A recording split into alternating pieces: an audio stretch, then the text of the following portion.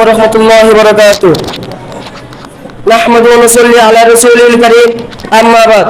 ঐতিহ্যবাহী জামালউদ্দিন আসারিয়া দিনিয়া মাদ্রাসায় সাপ্তাহিক জলসায় উপস্থিত রয়েছেন আমার মাতার সমতুল্য উস্তাদগণ ও আমার সামনে বসা পিবামুগান আজিজ তলাবা সকলকে জানাই আন্তরিক মোবারকবাদ ও সালাম।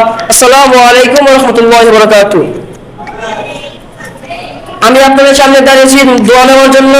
তার পাশাপাশি তওবার গুরুত্ব সম্পর্কে দু চারটি কথা বলে বিদায় নেব।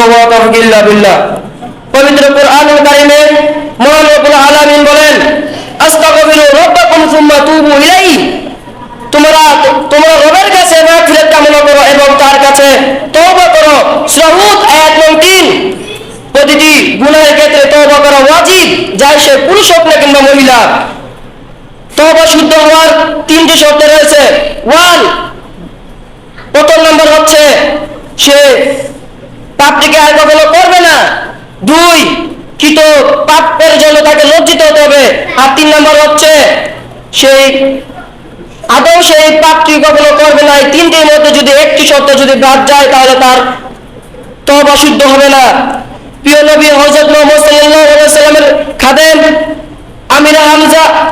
খাদেম আবু হামজা আনাস বিন মালিক আনসারী রাদিয়াল্লাহু তাআলা আনহু থেকে বর্ণিত, তিনি বলেন মহানবী সাল্লাল্লাহু আলাইহি ওয়াসাল্লাম ইরশাদ করেন, আল্লাহ তাআলা তার বান্দার প্রতি ওই ব্যক্তির চেয়ে বেশি খুশি হয়ে থাকেন যে বিশাল মরু প্রান্তে তার হারিয়ে যাওয়া উট পেয়ে যে যেমন খুশি হয় আল্লাহ তাআলা সে তওবাকারীর উপর তার থেকে বেশি খুশি হয়। বলুন সুবহানাল্লাহ।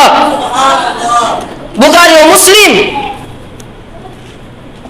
আল্লাহ তাআলা পবিত্র কোরআন শরীফে ইরশাদ করেন, ওয়াস্তাগফিরুল্লাহ ইন্নাল্লাহা কানা গফুরুর রহিম।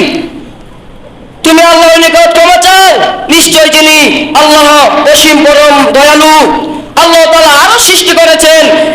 আরশ সৃষ্টি করার পরে আরশের তাহতের নিচে লিখে দিয়েছেন, ইন্না রাহমাতি গলাবাত আলা গদাবি। নিশ্চয় আমার রহমত ও দয়া আমার ক্রোধের উপর প্রাধান্য হয়েছে। সুতরাং হে আমার বান্দারা, তোমরা আমাকে ডাকো, আমি তোমাদের ডাকে সাড়া দিব।